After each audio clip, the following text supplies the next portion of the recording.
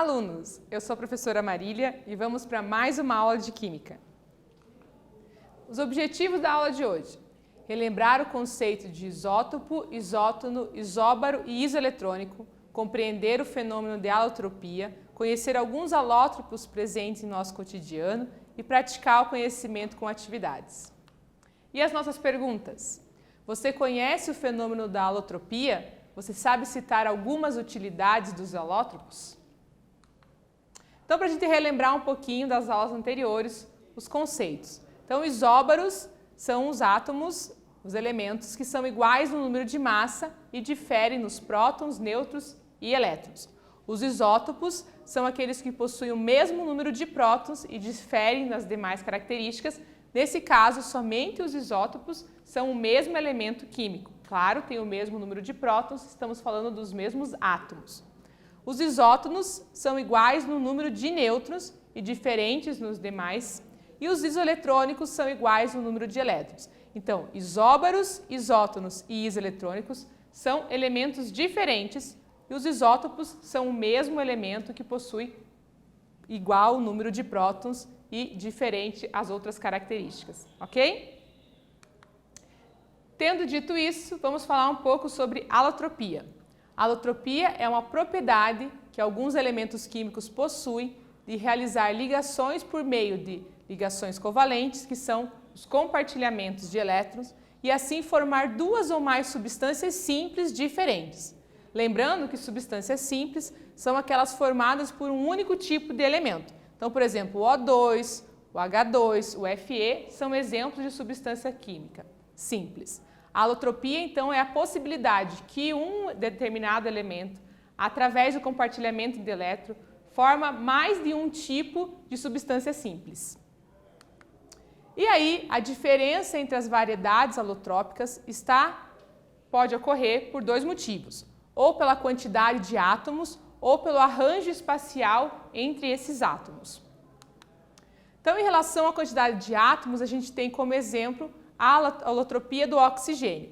O oxigênio pode formar dois alótropos, o gás oxigênio e o gás ozônio, cuja diferença é que no gás oxigênio os átomos unem-se 2 a 2, formando a molécula biatômica O2, enquanto no ozônio formam moléculas triatômicas de O3. Então aqui a gente tem uma representação das ligações.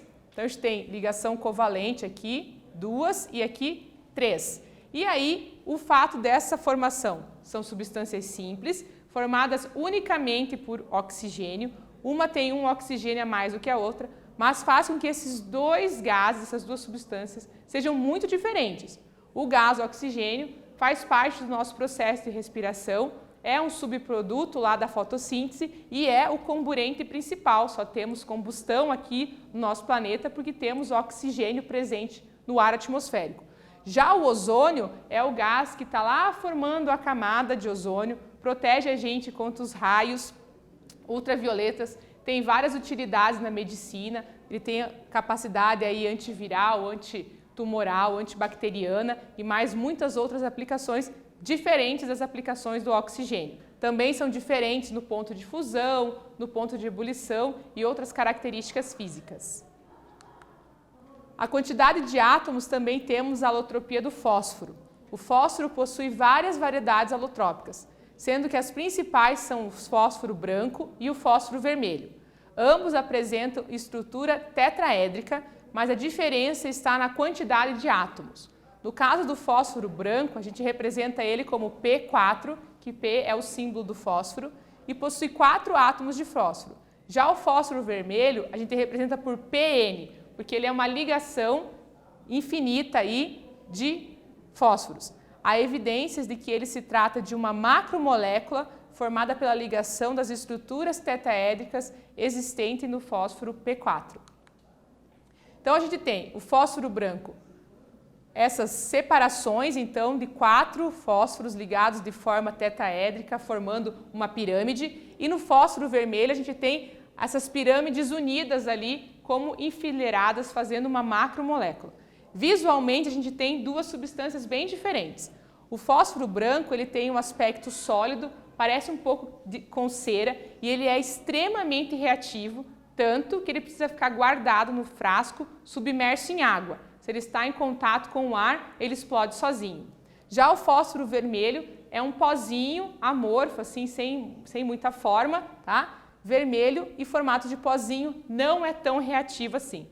Os nossos fósforos do dia a dia, eles têm o fósforo vermelho preso na lateral da caixa. A ponta do palito de fósforo, ela tem um material incendiado. Então, quando eu faço o atrito desse fósforo vermelho, naquele material, ele vai fazer a combustão. Existem alguns países onde eles colocam o fósforo vermelho na ponta do palito de fósforo. E aí você pode riscar em qualquer lugar que ele vai pegar fogo. Porque o que faz pegar fogo o fósforo vermelho é o atrito. No caso do fósforo branco, é só o contato com o ar já vai fazer a explosão. O fósforo branco é usado em fogos de artifício e outros artefatos explosivos. Em função do arranjo espacial dos átomos, a gente vai ter, então, a alotropia do enxofre. O elemento possui a maior variedade de formas alotrópicas é o enxofre, que inclui as moléculas S2, S4, S6 e S8, que se difere pela quantidade de átomos que cada uma dessas moléculas tem. O enxofre rômbico e o monoclínico são alótropos que possuem a mesma fórmula molecular, que é o S8, sendo que o arranjo espacial dos seus átomos é diferente, resultando em formatos diferentes. Aqui a gente tem uma imagem que explica um pouco melhor isso.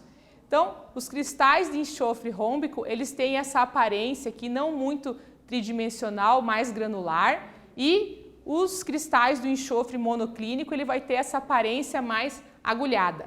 Esses cristais monoclínicos ocorrem principalmente ali na boca dos vulcões, né, de ocorrência natural, e esse aqui, o rômbico, ele é mais comum de ser encontrado aí em minas e depósitos de enxofre.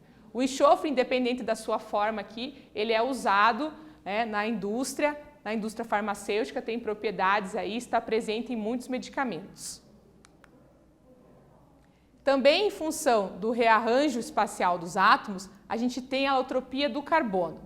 Então, o carbono possui dois alótropos naturais, que são a grafita e o diamante. Ambos são representados por CN, pois são formados por um número muito grande e indeterminado de átomos de carbono. A diferença entre eles está no arranjo cristalino, ou seja, como esses átomos de carbono vão estar se ligando. Os átomos de carbono no grafite, eles formam placas de hexágonos, que são atraídas mutuamente, enquanto no diamante cada átomo está ligado tetraedricamente a outros 4 átomos. Aqui no desenho a gente consegue ver melhor essa estrutura. Então no grafite a gente tem essas placas e no diamante a gente tem uma ligação ali tetraédrica entre todos eles. Visualmente são muito distintos, né? O grafite é o que está presente aí na ponta do seu lápis, tá? É usado aí para escrever, outros processos também, e tem esse formato aí, uma certa fragilidade quando comparado ao diamante, que é um material natural aí super duro e resistente, é usado para fazer cortes em vidro e cortes em granito, por exemplo, além de ser usado como joia devido à sua raridade para ser encontrado, diferente do grafite aí, que é muito mais fácil de ser encontrado na natureza. Temos também alótropos do carbono que não são naturais, são aqueles artificiais que foram produzidos pelos cientistas. Entre eles temos os fullerenos, são alótropos não naturais do carbono. Esses alótropos do carbono foi sintetizado pela primeira vez em 1985 através da evaporação do grafite com raio laser. E aí, estruturalmente, ele tem esse formato aqui, como se fosse uma bola de futebol, e visualmente ele é semelhante aí o visual dele com o grafite. Foi produzido a primeira vez em 1985 e rendeu o prêmio Nobel ao seu descobridor. Da mesma família aí dos fullerenos, a gente tem uma ampliação mais atual aí, que são os nanotubos de carbono, ou NTC. São alótropos do carbono com uma nanoestrutura cilíndrica. Devido às suas extraordinárias propriedades de condução térmica, mecânica e elétrica, os nanotubos de carbono podem ter aplicações que possibilitam inúmeras melhorias nas estruturas dos cristais. Então, para você ter uma ideia, um nanotubo de carbono é 100.000 vezes mais fino do que um fio de cabelo e ele é oco e a dimensão dele é como se tivesse o espaço ali para encaixar um único átomo. Tá? Eles são super resistentes e têm uma capacidade aí de transmissão térmica e elétrica, além de também propriedades mecânicas. É usado na área de informática para substituir os chips de silício que temos nos nossos microcomputadores atualmente. Na área da medicina, ele está sendo utilizado para transportar substâncias químicas pelo corpo, porque ele pode atravessar aí o processo da célula, mas existe algum probleminha aí ainda para ser resolvido, pois ele acaba atacando de forma inadequada as células, mas logo vamos resolver isso, a ciência vai chegar lá e vamos ter medicamentos que são carregados por nanotubos de carbono ou pela família ali do fullereno, que são os isótopos artificiais do carbono. Vamos fazer a primeira atividade da aula de hoje? Sobre a alotropia, julgue as semelhanças a seguir e diga verdadeira ou falsa essas nossas sentenças. Quero saber as três frases em função da alotropia, o que é verdadeiro e o que é falso. Agora é com vocês.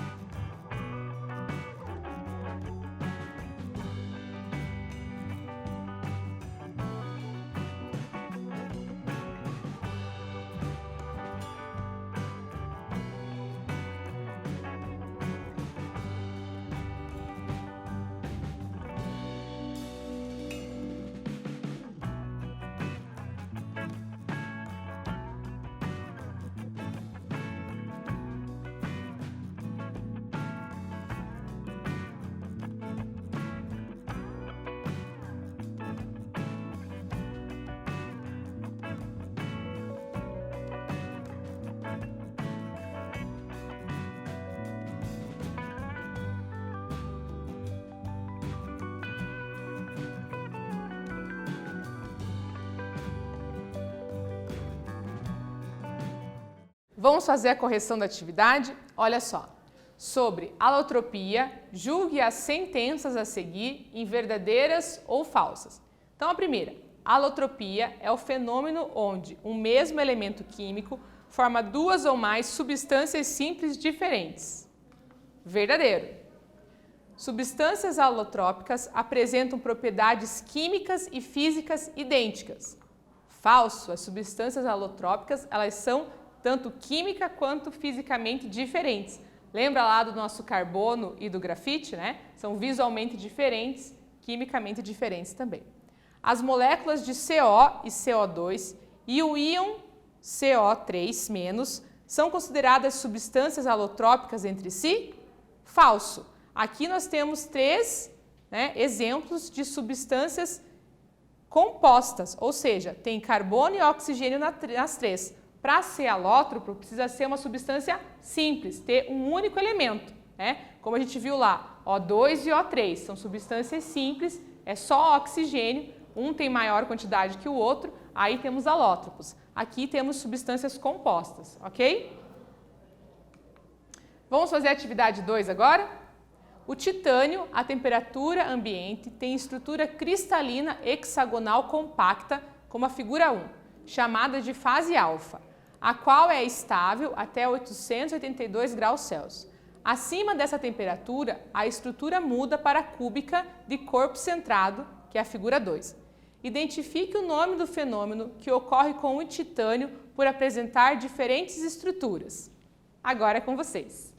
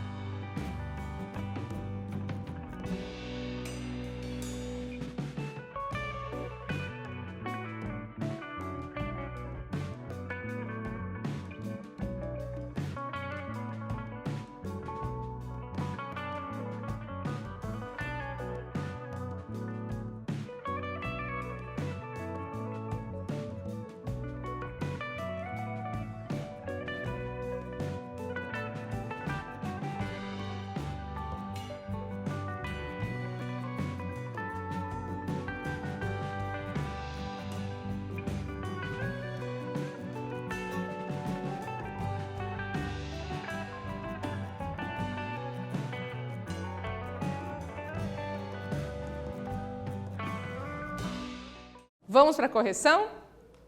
Olha só, o nome do fenômeno que ocorre com o titânio é alotropia. Esse fenômeno em que um mesmo elemento químico pode originar duas ou mais substâncias simples diferentes é o que acontece aqui e o aquecimento que faz esse processo na modificação das formas alotrópicas do titânio, que também ocorre lá com o fósforo, que a gente viu nos nossos slides anteriores, o fósforo branco e o fósforo vermelho. Vamos fazer a atividade 3 agora? Tem parte 1 e parte 2, olha só. Dentre as diversas formas alotrópicas do carbono, temos o grafite e o diamante. As principais propriedades dos dois alótropos mencionados no texto estão organizados a seguir. Use-as juntamente com a figura para responder a seguinte questão. Explique por que o grafite e o diamante se comportam de forma diferente em relação ao fenômeno de fusão. Aqui a gente tem a descrição do grafite, então, bom condutor de eletricidade, lubrificante seco de alta eficiência, densidade igual a 2,2 gramas por centímetro cúbico, são cristais opacos e o ponto de fusão é aproximadamente 4.600 Kelvin. Já o diamante, ele é isolante, máxima dureza na escala de Mohs, que é a escala da dureza dos minerais, densidade igual a 3,5 gramas por centímetro cúbico, cristais translúcidos e é infusível, ou seja, não derrete, não tem seu ponto de fusão, exceto em altas pressões. Precisa ter uma pressão absurda para conseguir alcançar aí a fusão do diamante. Agora é com vocês.